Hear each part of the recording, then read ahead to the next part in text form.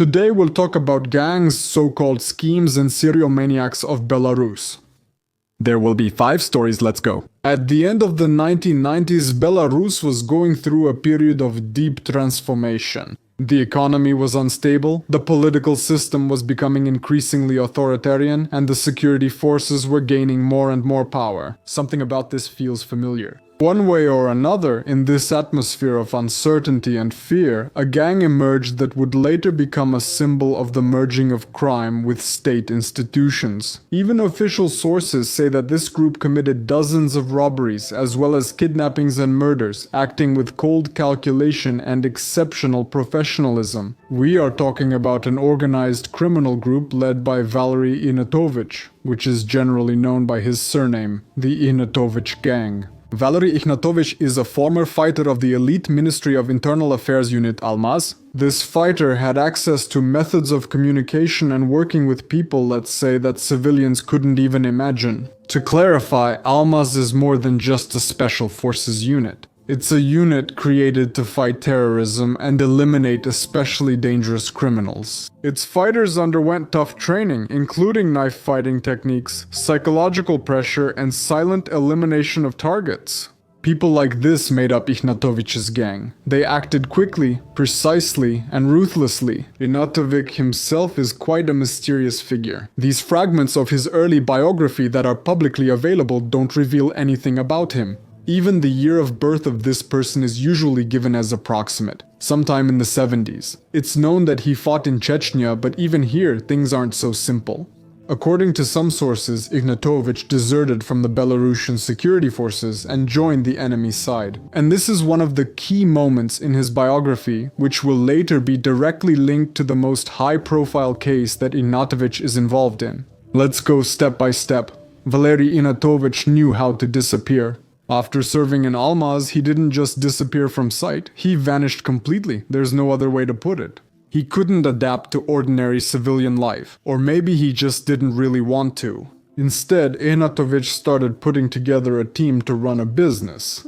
Former comrades in arms trained to kill left their uniforms behind, but not their skills. Ex-criminals who had previously committed serious crimes also joined the ranks. Under Ihnatovych's leadership, these people created a structure that operated like a special unit, but with different goals. They didn't want to protect, but to rob, kidnap, and destroy.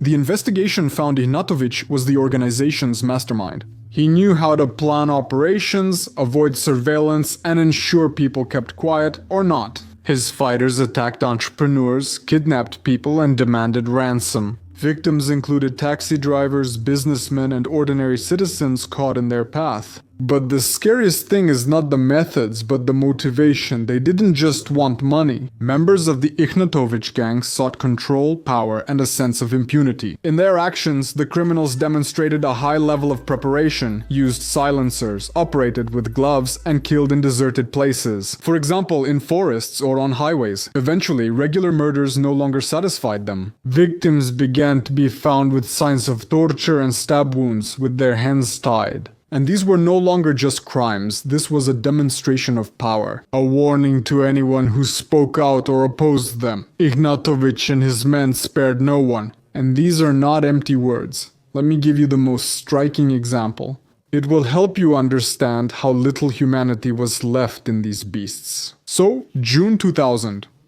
There was a murder in Minsk that shocked even the most experienced investigators. 2 families were brutally murdered in their own home. The Nasibovs and the Agayevs.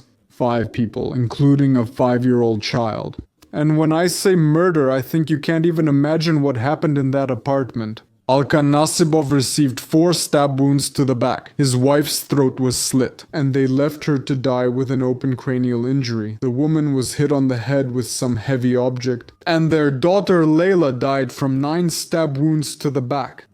3 of those went through the heart. Irina Agayeva suffered 3 heart stab wounds.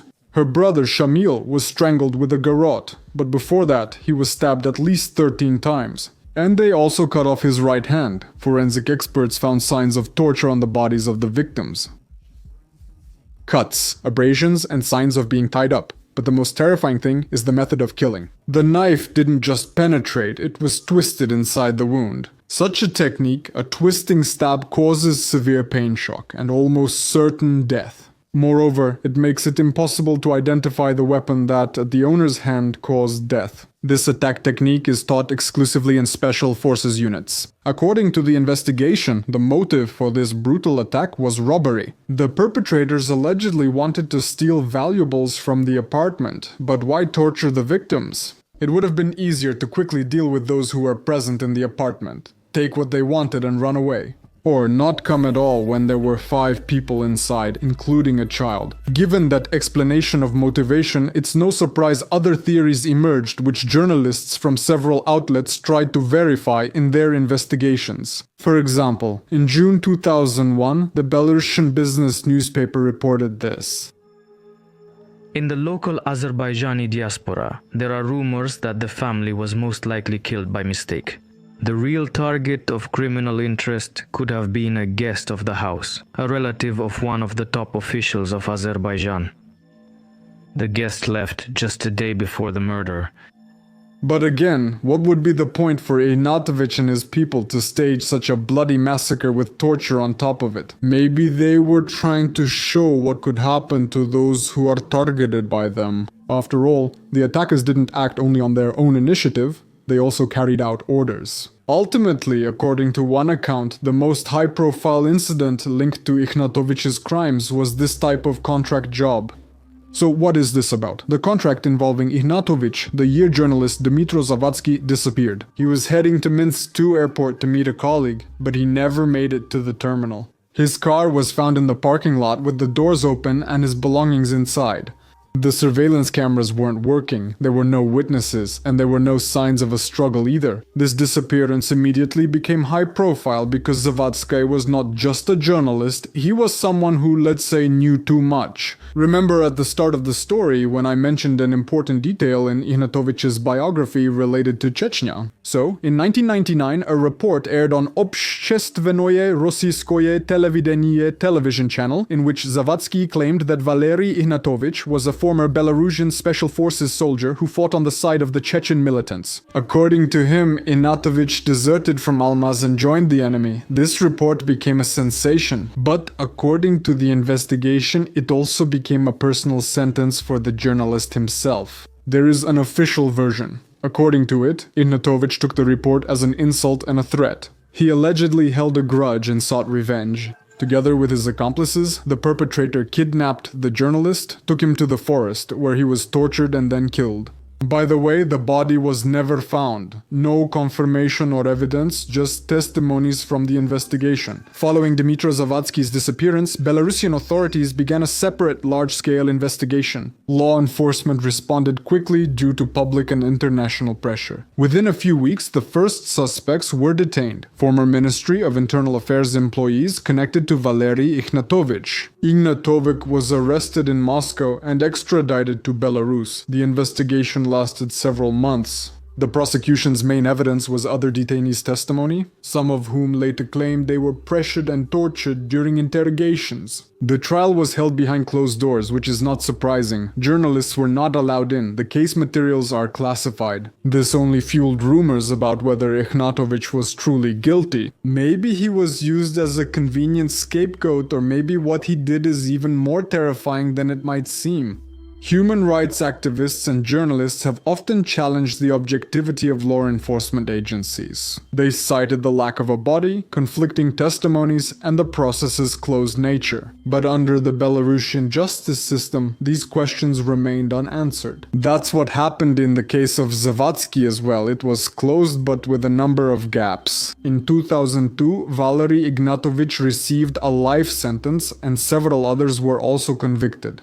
But a shadow of doubt remained, and with it, fear. After all, if journalists from national television can disappear without a trace, then what can be said about ordinary people? By the way, regarding them, Ihnatovych and his group were never held accountable for murdering the Azerbaijani family in Minsk. All this is due to insufficient evidence. You see, the investigators made serious procedural mistakes. The testimonies were questionable and the protocols were forged. That's the justice system. Many still think Ihnatovych and his gang were responsible. They didn't act alone, that there were people behind them who had access to the system, to the database, to the cameras, to the orders. But proving it was impossible. After all, anyone who tried to dig deeper suddenly lost their job, faced searches, or simply disappeared from the public space. The Zavadskyi family demanded answers for years, but instead of the truth, they got silence. Officials avoided direct comments, and court materials were closed to outsiders. And those who just yesterday worked alongside Dmitro now preferred not to mention his name, just to stay silent. Valery Ihnatovych is still serving a life sentence. By the way, he did not admit his guilt and did not repent. He has not given a single interview. Dmitro Zavadskyi is still considered missing. The silence that permeates probably all the cases connected with Ihnatovych and his gang was not accidental. It was systematic. After all, in a country where law enforcement agencies have unlimited power, the truth is a threat and fear is a tool. When fear becomes normal, society loses its ability to resist. The story of Ihnatovych and his group remains largely unstudied, and it's unclear if that will ever change. If you want it poetically, I'll say this. This story is a black hole where not only people disappeared, but also the answers.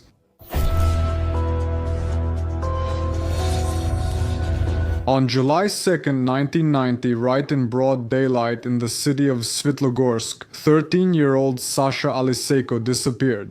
The boy just went for a walk in the forest, but after that, no one ever heard anything from him again. To find witnesses who could give at least some clue about what happened and where the teenager might be, announcements were posted around the city streets. At that time, short notes appeared in the newspapers, illustrated with a photograph of the missing boy. The text simply and briefly described who was being searched for and called on people to provide any information that could be useful in this case and help bring the boy home. However, no one responded. So, since the police couldn't find any leads that could help them track down Sasha, they soon put the case away in a drawer. It just gathered dust because the investigative measures taken didn't yield any results. None at all. The uniformed officers called the case a dead end and shifted to others that seemed less hopeless. But they didn't give up. Sasha's closest relatives and friends. Almost every day they woke up with tearful eyes and started their own search. They themselves followed the teenager's footsteps, looked through his personal belongings hundreds of times trying to find the reason why what happened. It's hard to describe what these people felt inside every time the phone rang at home. They would just rush to pick up the phone, thinking it might be about Sasha. But unfortunately, every time, the calls were always about something else. Meanwhile, on April 16, 1991, Vitaly Yakimov went missing. The boy went on a picnic in the forest with friends but didn't return with them. One of the last people to see Vitalik was his twin brother, Valera. Quote, "We came back from school and I asked him to go to the movies with me, but he said he would go with a girl and with Mykhasevych for a picnic in the forest. I tried to persuade him, but he wouldn't agree. So around 3 o'clock I went to the movies and Vitaly went to the forest. I came back from the movie and started playing soccer outside. Mykhasevych came over and said that some man took your Vitaly away on a motorcycle. Back then, my brother didn't pay much attention to it. He came home at 8 o'clock, but he didn't tell mom about Vitalik. However, an hour later, the same girl with whom Vitalik went on the picnic showed up at the doorstep. And also his friend Mykhasevych and a few other people. It was from them that the parents learned that their son had been away from home for so long for a reason. Valeru was sent out to look for his missing brother, but there was no trace. Neither that evening nor the next day. There were witnesses, unlike in Sasha Alyseyko's disappearance. The children saw an unknown man taking their friend away in an unknown direction. In addition, they remembered a distinctive detail. The motorcycle that Vitalik was taken on was red, but that turned out to be not enough to find the boy. Some say that there simply wasn't enough information to track down the child or the perpetrator. Others complain about the work of law enforcement, like they were too lazy to gather every little detail to put together a complete picture of the crime and solve the case. Who was actually right is now hard to understand, but the outcome is the same in any case. Vitalik's disappearance was not connected with the mysterious disappearance of Sasha. This case was eventually also removed from the agenda of the employees of the Svitlogorsk police department. On March 30, 1993, 13-year-old Vitya Novikov disappeared. That day, as usual, he went outside to hang out with his friends. However, he didn't return at the agreed time with his family. Soon, a large-scale search began. In Svitlogorsk, there was hardly a resident who hadn't at least heard something about the tragedy in the Novikov family. It seemed like the whole city was searching for the teenager, but all of it was in vain. On June 20, less than a month later, Svitlogorsk was shaken by more news. Again, a child disappeared, again a boy who went out to play in the yard of his house. Again, there were no clues about how it happened or who was to blame. This time, the search was for 9-year-old Serhiychyk, and as you might have already guessed, this produced about 0 results.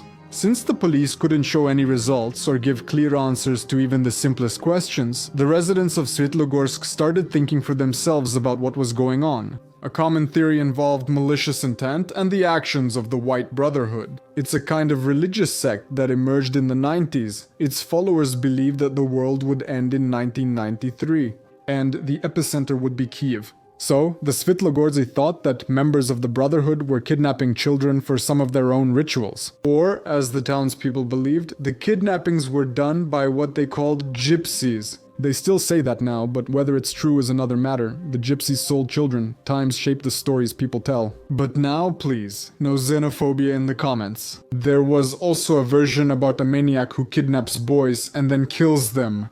The boldest added that the perpetrator also sexually abuses them. Did law enforcement review these versions? Yes. Did the version about a maniac seem the most likely? Absolutely. However, no one was in a hurry to declare it the main version, let alone announce it publicly to the general public, I mean. There were no results, so police officers and prosecutors of various ranks were afraid of losing their salaries, bonuses, ranks, and so on. And while they were afraid, children kept disappearing. On July 5th, 13-year-old Tolia Radchenko disappeared. The boy's mother, Valentina, couldn't believe that her son would never come home again.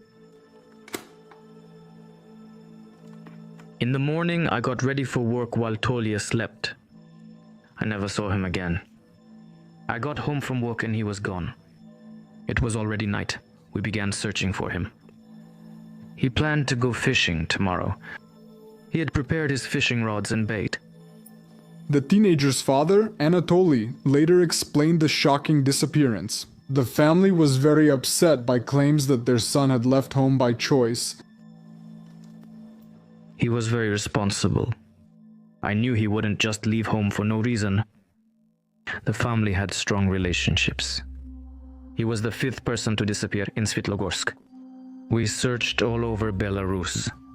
We were in Kiev and with the White Brotherhood too. We thought he might be there. We did everything we could. Eventually, almost all the parents in Svitlogorsk became afraid to let their children go outside. Instead, the residents began to form patrol groups. Several people patrolled the city every day. Panic had practically begun. Trying to catch the culprits, Svitlogorsk residents called the police for any reason, justified or not. A stranger appeared in the courtyard, a phone call, a man heads to the forest with a boy, another call. Well, the fear was justified. After all, meanwhile, on August 9, 1993, another family was waiting at home for their son who never returned. 9-year-old Vasyanaki vanished outside his home, highlighting police incompetence once again. They were simply unable to act. Svitlogorsk residents even protested. They demanded that the law enforcement officers take action instead of just sitting around doing nothing. The search for the missing was eventually assigned to those Belarusian law enforcement leaders considered the best. For example, the investigation was led by the senior investigator for especially important cases under the Prosecutor General of the Republic of Belarus, Mr. Yazeb Brolish. But people were in despair, so even psychics and fortune tellers were involved in the search process. As you can imagine, their words held little truth. As usual, there was plenty of desire to gain publicity and profit from someone else's misfortune. Well, as it often happens, it was a coincidence that helped move the case forward. In the summer of '93, 9-year-old Serhiychyk went missing. But unlike the other children, Serhiy was actually found in the fall of that same year. However, he was found dead. His remains were accidentally discovered near the station of the victims by a local resident. You come up to me, something like that, Vasilyev. That's a deputy. He says, I found a boy's corpse in the forest. He says, let's look. Like you, he doesn't know what to do. So we arrived at this place. Well, we got out. He only showed me the top of the head. Well, only the crown was visible. I said, we're just a crew, not an individual. Are we causing a panic? Then what? Call the police and deal with the costs? I said, let's figure this out properly. And he said, we'll figure it out now. He took a little wooden stick and started poking around, rolling it here. Well, and when they opened it, the police, all the fur coats were exposed. I keep poking with the stick, but everything gets erased. We'll clean it up. Next, they found Tolya Radchenko, or rather, his body. That was another case.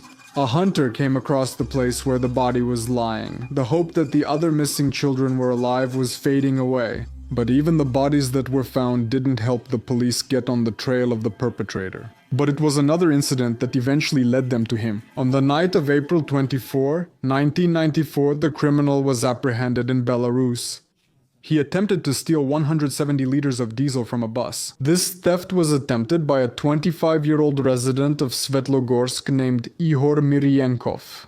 It turned out that this young man had problems with the law before. A few years earlier, he attacked a woman with a weapon, for which he ended up behind bars. Well, after serving his sentence, as you can imagine, he didn't become law-abiding. And given such a fact in his biography, the police decided, let's say, to take a closer look at Miriyenkov.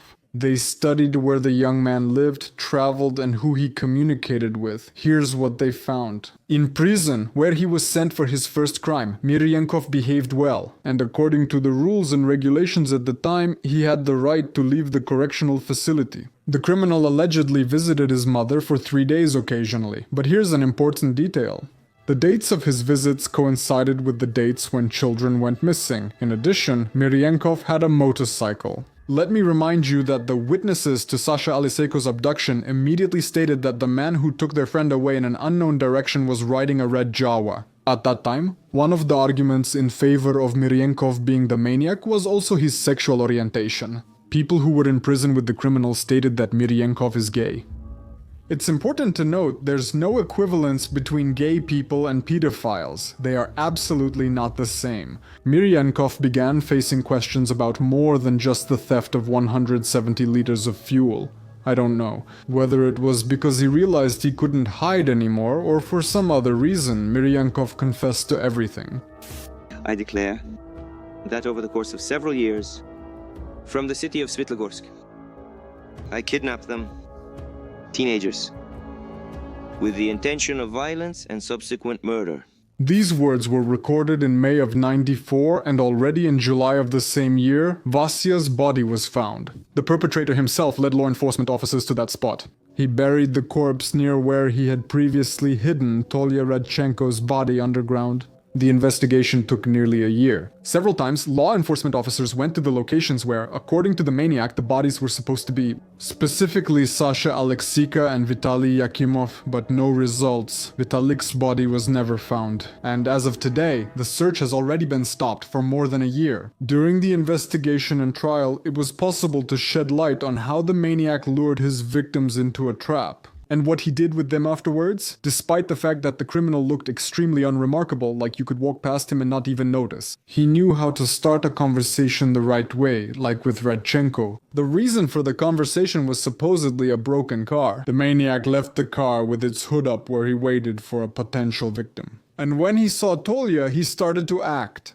According to Miriyenkov himself, he was driven by an anger and thirst for violence of unknown origin. If the children resisted, the maniac killed them with a knife or by strangling them.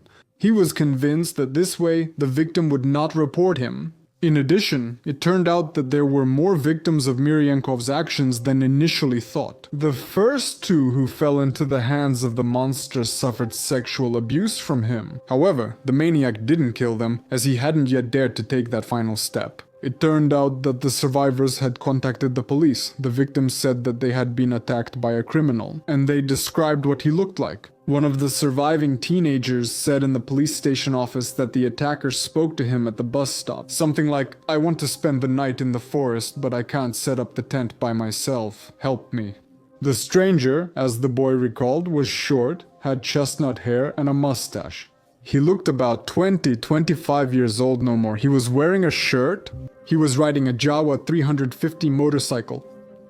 The teenager didn't find this person's requests suspicious. He agreed to go to the spot where the stranger, as he claimed, planned to set up a tent. Moreover, the young man was quite positive. The conversation was easy and friendly. But after a few minutes, once the bus stop and road vanished from view, the stranger's mood suddenly shifted. He briefly held a screwdriver to the teenager's neck, threatened him, and forced him to undress. Then he raped him. Most likely Miriyenkov would have killed the boy as well. However, the victim's words and tears stopped him. The boy begged him not to take his life. Maybe it just threw Miriyenkov off a bit, since he hadn't killed anyone before at that time. Besides everything mentioned, despite the stress he went through, at the police station, the boy even pointed out the last 2 digits of the license plate of his attacker's motorcycle. The police started looking for that very Jawa, and they even found it. Miriyenkov, with someone else, the new Jawa owner. You see, Miriyenkov sold the vehicle right after the attack. Well, actually, that's where the investigation ended. If not for laziness, indifference, and lack of professionalism. If law enforcement had done their job properly, there would have been no new victims of Miriyenkov. But things turned out the way they did. The trial of Miriyenkov became the biggest event in Svitlogorsk, and I think not only in 1995 when the hearings were taking place. Hundreds gathered outside the walls where the verdict would be announced to the maniac. The relatives of the victims came in a separate column. They held banners in their hands with the names of the victims written on them. The man who was walking in front held a banner that said, "They are always with us." And another participant in the column came to the court with the words, "Child killers should not walk on Belarusian soil." I would add that they shouldn't walk on any land. Although Miriyenkov confessed to the crime early in the investigation and identified some burial sites, the court remained relentless. The serial maniac was sentenced to death by firing squad. By the way, the perpetrator did not seek a pardon or appeal after hearing this. Miriyenkov actually said he wanted the sentence carried out immediately. Here are his final words. His last words in court. What To say, everyone hates you, but that's not the point. I don't have the right to ask anyone for forgiveness now. I don't even have basic rights as a person. Because something like this can't be forgiven. But still, I wanted for it to finally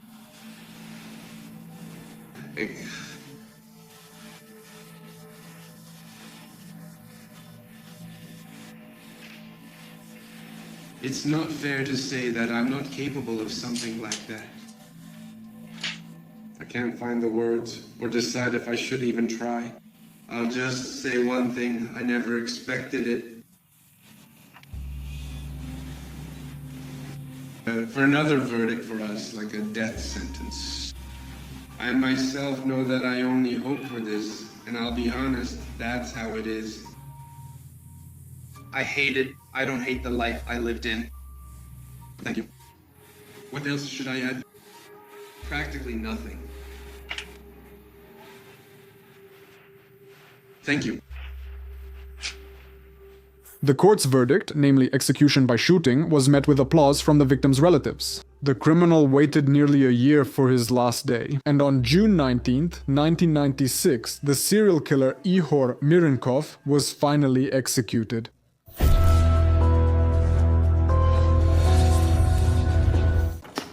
We apologize to the citizens for the fact that such a person was among our ranks. However, thanks to the Ministry of Internal Affairs, we discovered him. I'm not sure what honor of the Ministry of Internal Affairs of Belarus the former head is referring to, but I'm certain he had something to apologize for. The local law enforcement officers couldn't recognize a serial maniac in their ranks for years, who was terrorizing the city of Hrodna. In 2007, the head of the Ministry of Internal Affairs apologized for Mr. Alexander Serhiychyk. At one time, and with a lack of information about his real life, Serhiychyk was someone who could have been considered a role model. Although he wasn't born into the best family, his father was an alcoholic, Serhiychyk still managed to rise above his circumstances. Well, he was looking at a dead-end job as a driver at a village enterprise because that's the specialty Serhiychyk had, even with honors. However, at a certain point in his life, he decided to change everything drastically. He entered and graduated with honors from the Academy of the Ministry of Internal Affairs of Belarus. In just a few years, he was already polishing his senior police lieutenant's shoulder boards to a shine. At his career peak, Serhiychyk was a company commander in the Grodno District Security Department of Belarus's Ministry of Internal Affairs. The reference from his workplace was impeccable. Responsible always fulfills his assigned duties. At home, such a man was naturally awaited by an exemplary family, a wife and 2 children. There is just one little hairy problem. All of this is a shift. A company behind which a robber, car thief, rapist, and serial killer was hiding. April 2000, at that time, Belarus was rocked by shocking news. An unknown person attacked a 21-year-old girl. The monster tortured her mercilessly for a long time. He beat her, sexually assaulted her, and then strangled her, but he didn't stop there. You see, finally, the attacker poured gasoline on the body and set it on fire. The police didn't find anyone alive near the remains, all of the victim's personal belongings. When he was leaving, the attacker took everything valuable she had with him, cash and jewelry. Of course, everyone was talking about the tragic event everywhere. Serhiychyk talked about it too, both with his colleagues at work and with his family at home. But they talked about it and then forgot. The girl's killer was not caught. Law enforcement simply couldn't identify him. The case became one of the unsolved ones. What was happening in Serhiychyk's life? Meanwhile, all sorts of things. At work, for example, he was caught stealing several times. For Serhiychyk himself, it was a usual thing. It's just that the Ministry of Internal Affairs didn't know about it. He committed his first theft while working in the village, as a driver. Back then, he used to rob garages, mostly stealing car parts. Changing his line of work didn't affect this criminal habit at all. So when Serhiychyk started working for the Ministry of Internal Affairs, he kept stealing. However, now it was different kinds of weapons, as well as cars. Everything could have ended when the officer was caught red-handed. Nothing seems more logical than being dismissed from court in this case. If you don't know, let me tell you.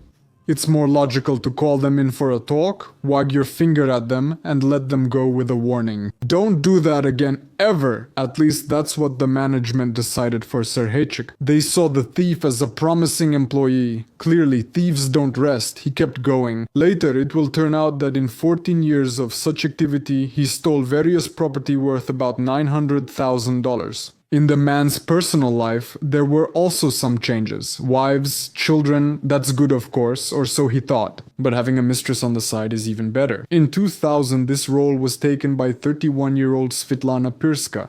For Serhiychyk, this relationship was interesting beyond just sexual or romantic attraction. Pirska managed the warehouse at the Hrodna meat processing plant. And this, in turn, was a reason to start a business. Illegal, admittedly, but profitable. There was one downside for Serhiychyk in his relationship with Pirska. The woman wanted him to leave his family and marry her. Serhiychyk didn't really like that prospect. So, when Pirska was found hanged in her own apartment, he breathed a sigh of relief. The police quickly closed the case as a suicide. That's how they handle things. And basically, no one even paid attention to the fact that cash had disappeared from the apartment. In July 2000, there was crime in the news again. An unknown person killed 19-year-old Lyudmila Kodik. Her body was pulled out of the Niemen River. Forensic experts determined that before her death, the girl had consumed alcohol and had sexual contact. In addition, her body was covered with bruises, and there was a mark from a rope on her neck. During the search of the murdered woman's apartment, it was discovered that the apartment had been robbed. The perpetrator opened the front door with the keys he took from his victim's purse. He took cash and several military medals that once belonged to a former resident. The attacker could not be found. At the same time, Serhiychyk continued cheating on his wife and started drinking more often. He also started having more frequent angry outbursts and acted more harshly and aggressively. For example, in 2001, he beat up several detainees for drinking alcohol in public places. The man also took the belongings they had in their pockets. And in November 2003, Serhiychyk beat a detainee right at his workplace and used a pepper spray against him. Just because. The situation eventually became critical. The victim had to call an ambulance. In the previous cases and this one, the Ministry of Internal Affairs officer faced no consequences. The case was hushed up, but the situation changed dramatically in 2005. In February of that year, the police and forensic experts arrived at Natalia Bazis's apartment. It was a crime scene. In the bathtub lay the body of Mrs. Bazis herself. The scene in the apartment was depressing. The air strongly smelled of alcohol. Spots slowly appeared on the woman's body. She had marks from blows and sexual assault. The murder weapon was unusual. It was a bra. They found it quite quickly. The perpetrator used it to strangle his victim. All the valuables from the apartment were taken again. The law enforcement officers investigating the case noticed several interesting details. First of all, they found out that Bazis was the lover of a police officer who was friends with Serhiychyk. Secondly, it was revealed that Bazis, Serhiychyk, and the police officer friend had all been drinking together at the woman's apartment the night before the murder. At that time, Serhiychyk argued with his wife and found comfort only in getting drunk. So, after establishing these facts, the police detained both men. The interrogation began. And Serhiychyk started to get confused in his own words. He kept contradicting himself. It was unclear, but he was clearly dodging. Suspicions about him grew and were finally confirmed when the DNA test results came in. It turned out that Serhiychyk had left quite a lot of his own biological material at the crime scene. Fingerprints were found on the bottle used to hit Bazis on the head. Imagine that. That's how the world of impunity Serhiychyk lived in began to crumble instantly. And his fake mask, that of an exemplary employee and a decent family man, shattered completely. There was no reason for Bazis to keep denying his guilt in the murder any longer. But things got even worse for the killer when his DNA sample was compared with samples found on the bodies of other victims. Those where the circumstances of the murder were similar to the Bazis case. Alcohol, beatings, forced sexual contact, theft of valuables, and there was a match, more than one. For example, the case of a double murder committed in October 2002 near Rodnal remained unsolved for 3 years. The crime scene looked like something out of a dark detective movie. A deserted place, a car, 2 bodies in the trunk. The murdered couple, Viktor Syritsa and Olena Toshenek, were tied together with a tow rope. The woman was strangled. Before that, she was beaten and sexually assaulted. The man was shot. The bullet struck him through the windshield. Among other evidence, the most valuable were the biological traces left by the attacker. But back then, in 2002, no matches were found in the database. But in 2005, the investigators had samples of Serhiychyk's biomaterials at their disposal, and it became clear. The tied-up couple found dead in the trunk was his handiwork, even more than that. When the investigation reopened, law enforcement found Serhiychyk wasn't acting alone. The accomplice who volunteered to help him turned out to be his nephew, 18-year-old Dmitro Barkov. On an October evening in 2002, they were deliberately seeking someone to attack. It wasn't accidental. And when they saw a parked car on the outskirts of Hrodna, all the instincts inside these two monsters screamed. This is exactly what they needed. In front of them was the perfect target. And don't think that Serhiychyk's young nephew stood aside, scared. He dragged the woman back to the car when he saw her trying to escape. He also took turns with his uncle and forced himself on her, let's put it that way. I'm censoring myself, but you understand what I mean. After indulging their thirst for violence and suffering, the perpetrators took everything valuable and then they fled the scene of the crime. So, finding himself in the suspect's place, Serhiychyk began to describe one by one, coldly, in detail, and even with a certain arrogance, where, how, and when he killed each person. The victims were mostly women, the very ones I told you about at the beginning of the story. The attack pattern was nearly always identical. Serhiychyk got them drunk, beat them, then forced himself on them. In the end, he would strangle them, and when possible, steal their cash and valuables. The perpetrator always carried a bag holding a pistol, knife, and rope. This was his constant combat kit. In total, the maniac confessed to 11 murders of women and 1 man. Serhiychyk usually either threw their bodies into the Neman River or set them on fire. But interestingly, the perpetrator was only charged in 6 cases. In the other cases, the victims' bodies were not found. And that's why the police didn't have any irrefutable evidence of this maniac's guilt. Of course, considering what Serhiychyk had done, he was sent for a psychiatric evaluation. Few people could understand how a successful man with a wife and 2 children could hide a serial maniac for years. But usually that's exactly where they hide, just so you know. To the surprise of many, experts found Serhiychyk sane. He had no schizophrenia or any other serious mental health issues. But then why did he kill? Some suggested it was because he felt impunity for smaller crimes. And he just couldn't stop, like catch me if you can. Some theories suggested the aggression was fueled by hatred of women, stemming from hatred of his mother. Some thought alcohol affected Serhiychyk's mind, but these are only theories and assumptions. The facts in this case are as follows. On May 22, 2007, Alexander Serhiychyk was found guilty of 6 assaults and murders committed with particular cruelty. The charges also included articles related to robbery, illegal use of weapons, and a number of others. For this, he received the harshest punishment. The Hrodno Regional Court decided to execute the criminal and confiscate his property.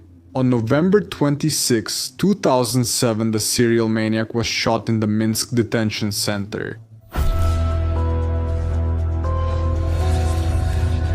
Eduard Lykov was not a maniac in the classical sense. He didn't kill due to sexual fantasies or play with bodies. His cruelty was different, quiet, domestic, and cold. He essentially removed those he felt had crossed the line. But how can you tell where the line is for someone who practically never puts down his glass?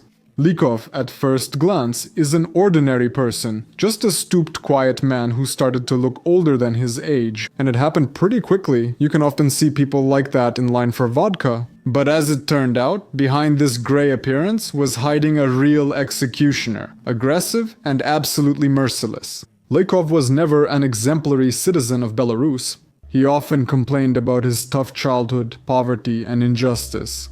However, all the man managed to do to change his situation was to turn to crime. Theft and hooliganism had been his companions since his youth. So let's just say he saw the world behind bars quite quickly. And then he repeatedly returned to prison for crimes he committed again. Eventually, by the early 2000s and in his 40s, Lykov found himself as a professional unemployed man with an alcohol addiction who later also became homeless. But a home, in principle, wasn't really something the man needed, since he liked to stay, let's say, at other people's places. In fall 2002, Lykov visited his old buddy, an acquaintance, in the village of Kirsha. Viktor Ladki. They once served time together in a penal colony, now just sharing a drink. They talked, reminiscing about their time in the colony. At some point, Viktor started bragging, like everything was going well for him. He lives with his mother, has a garden, and it's quiet all around. This made Lykov angry. The drunken argument turned into a brawl. Lykov grabbed a wooden log and started hitting Viktor on the head. Then he used an iron. Hearing her son's cries for help, his elderly mother came running. The woman tried to make him stop, but it was all in vain. Even worse, now she became the target. Jinka? Angry at the one who tried to stop him from finishing what he started, Lykov took a kitchen knife and stabbed the woman several times. After that, he turned back to Hladki, who was groaning in pain, and finished him off with an axe. The killer placed the body of his recent companion on the sofa, and his mother's corpse on the bed in another room. After the killer left the crime scene, another man came there. Hladki's brother, Mikhailo, returned home. Another version says he slept in the same house and woke up only after sobering up. But whatever the case, Mikhailo thought that his brother had killed their mother and that his brother, after what he had done, simply went to sleep on the couch. In despair, the man grabbed an axe and struck his brother's already dead body several more times. But that's not all. Mikhailo personally called an ambulance and police to the crime scene. The investigators quickly solved the case. They concluded Viktor Hladky killed the mother and was then killed by his brother Mikhailo. As a result, the latter was sent to prison for 8 years, and the real killer continued to walk free. And 2 years later, he started a new bloodbath. This time it happened in the village of Rodno. Lykov then moved in with Natalia Kashpirova. Whether she was the love of his life or just a convenient drinking companion, on June 10, 2004 an old acquaintance came to the couple's next gathering, and according to some sources he was Kashpirova's former partner. Then one drink after another. It seemed like a usual thing for this trio. What could possibly go wrong? Lykov inexplicably grew jealous of Kashpirova over their guest. He got so jealous that he grabbed a knife and stabbed the man in the back 11 times. Moments later, Lykov grabbed an axe and struck the hated guest's skull 3 more times. The perpetrator dismembered the body and buried it in the woods. He threatened the woman, saying, "If you tell anyone, you'll be next." He kept his word. It all happened 7 years later. In 2011, Lykov was either still with Kashpirova or had reunited with her after many breakups. Their lifestyle hadn't changed. A day without alcohol was considered a bad day. On March 19th, there was drinking. Along with it came insults and arguments. Kashpirova reproached Lykov for being a freeloader, and she said she would tell the right people about what happened 7 years ago. Well, Lykov silently grabbed the dumbbells and hit the woman on the head twice. Finally, the attacker strangled the woman. He carried the body to the bathroom and covered it with clothes. He stayed in the victim's apartment for a few more days. He drank, called acquaintances, even went to the store, as if nothing had happened. The police were called, but by the neighbors, once they smelled the corpse's stench. When law enforcement entered, the killers were already gone. He went to the Minsk region, and a few months later, Lykov had blood on his hands again. This time, the victim was random. In Ihnatovych, the monster encountered 74-year-old pensioner Hrihorenko. It turned out that they had something in common, a love for drinking. By September 18, they already seemed like old acquaintances. Over drinks, they discussed life, problems, and all sorts of issues. And then, what had happened before happened again. Hrihorenko said something that Lykov really didn't like. First, there was a verbal argument, then a fight broke out. Lykov literally went berserk. He grabbed whatever was closest and started beating the pensioner with it. 6 blows to the head with a metal pipe led to the old man's death. The killer stayed calm, took some bills from the old man's pockets, and walked away. But this time he was caught, and almost immediately. Although it's not like Lykov had ever really tried to hide before, after being caught, the killer started talking. Calmly, almost indifferently, he started discussing the other murders, as if recounting someone else's biography. He recounted them, he didn't deny anything, and he didn't ask for forgiveness. Lykov was found sane. With one nuance, the doctors determined that he suffers from increased excitability and aggressiveness. However, this doesn't exempt him from punishment. At the trial, Lykov sat quietly, eyes downcast. He requested a life sentence, not a pardon, but the Belarusian court sentenced him to execution by shooting. The sentence was carried out in November 2014 with no announcement, date, or grave. The relatives, who had long stopped contacting Lykov, only received a letter. The sentence has been carried out.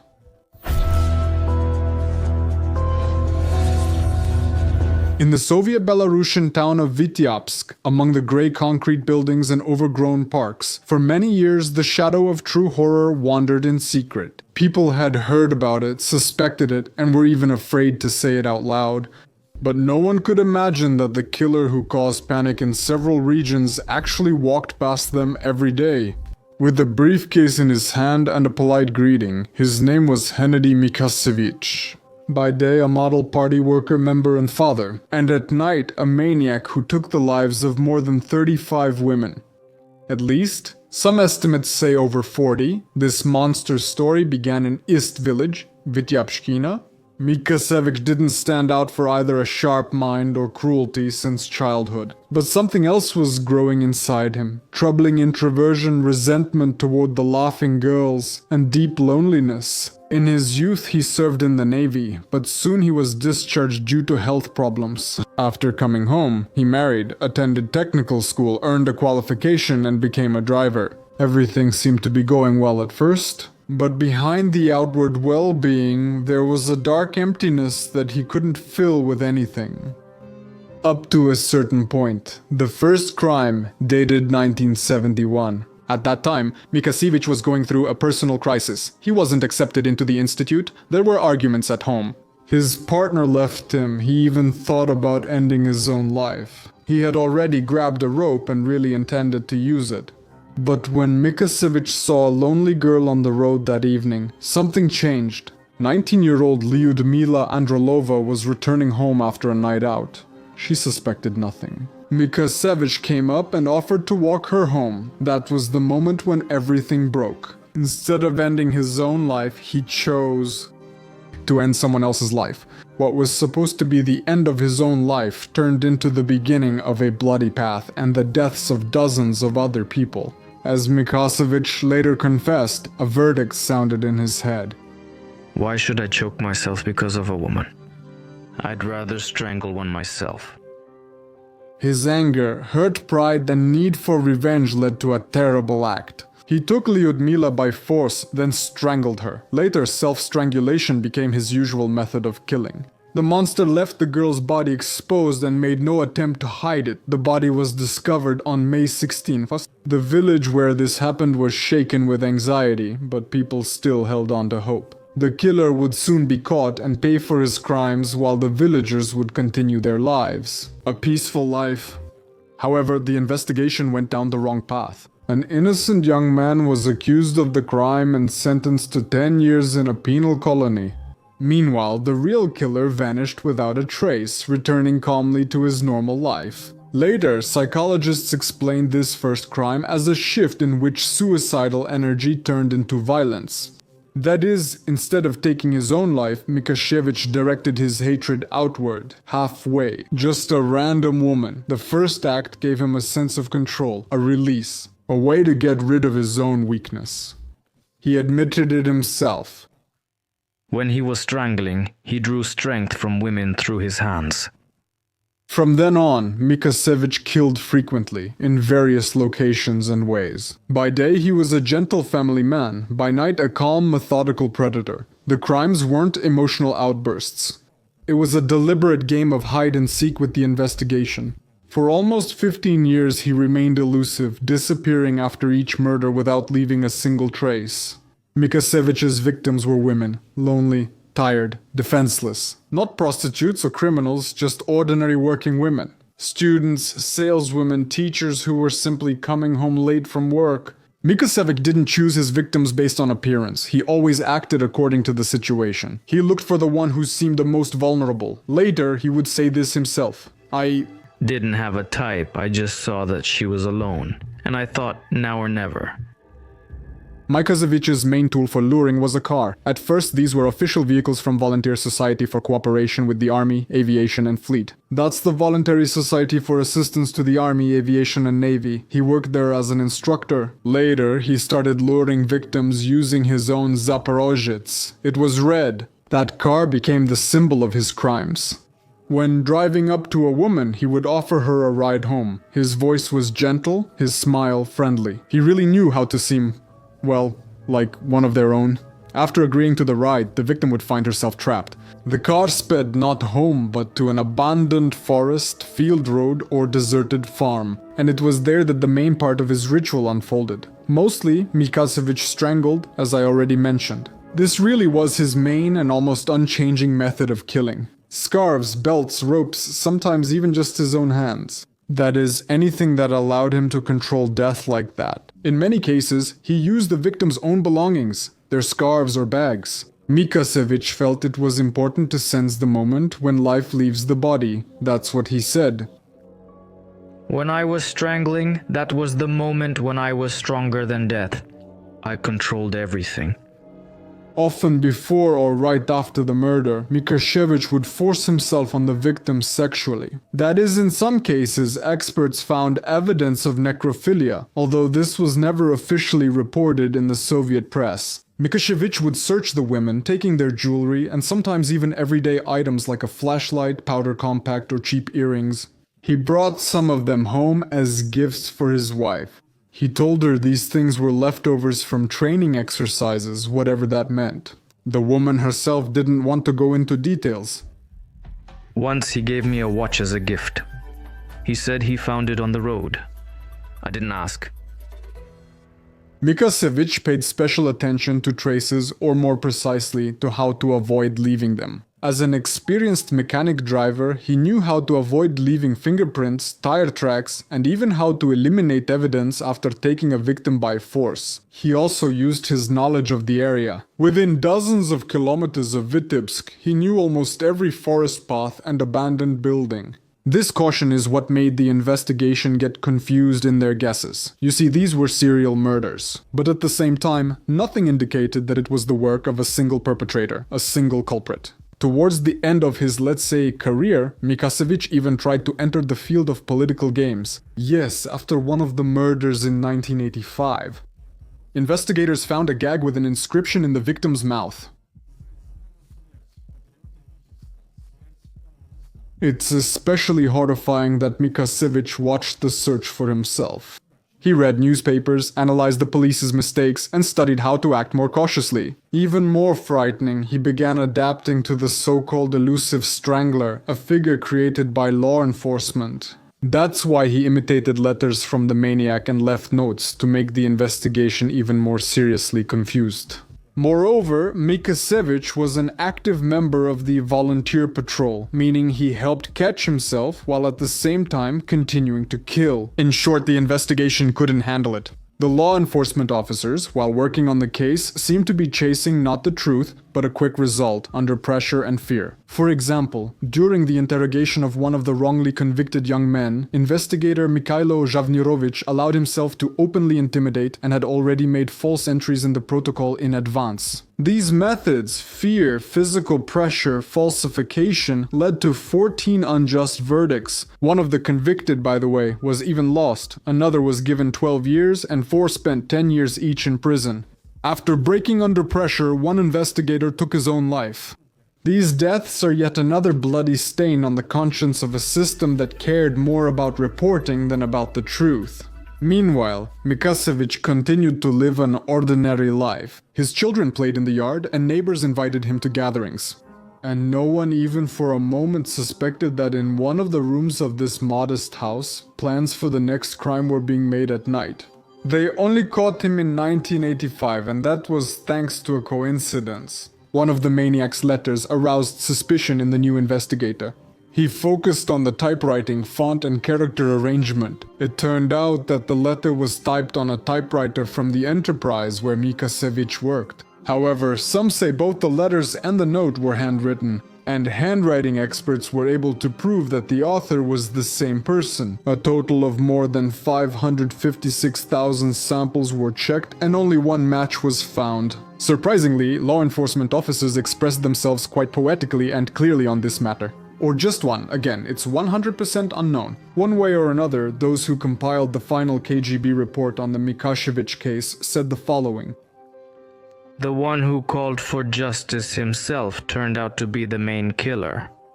After his arrest, Mykhasevych confessed to everything, coldly and without remorse or emotion. He didn't beg for mercy, didn't try to deny it. He talked about the murders as if he were describing car repairs. Nothing more. He even offered to help find the bodies that hadn't been discovered. He guided investigators through the crime scenes as if giving a tour.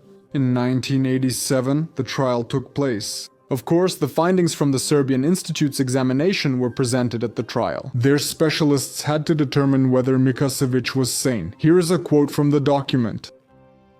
He has psychopathic personality traits and a tendency towards sexual perversions. No disturbances of thinking, memory, emotions, or judgment were observed. He understood what he was doing and was able to control his actions. In view of the findings, Mykhasevych was found to be fully sane. At the end of the trial, the maniac himself spoke openly. When I came into contact with a woman, it seemed as if I was seized by some terrible dizziness in which I strangled and killed women. After the murder, I felt relieved.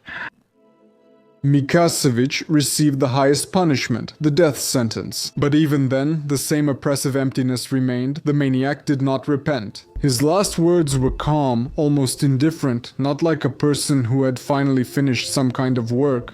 According to multiple sources, the sentence was carried out in September 1987 or early 1988. Mykhasevych was executed by firing squad. Just like some of the innocent people who were found instead of him. Mykhasevych's execution finally brought relief to dozens of families. But Mykhasevych's story isn't just about one killer. It's a portrait of an entire society that for decades refused to see evil in one of their own. It's the story of investigators who broke under pressure and judges who chose the easy way out. And a system that covered up its failures with other people's lives. Literally. And also, a reminder, the case. Real monsters don't always look like they do in the movies. They can live just behind the scenes, smile, say hello. Maybe even from television screens or Telegram channels, who knows. Take care of yourselves and see you in the next video.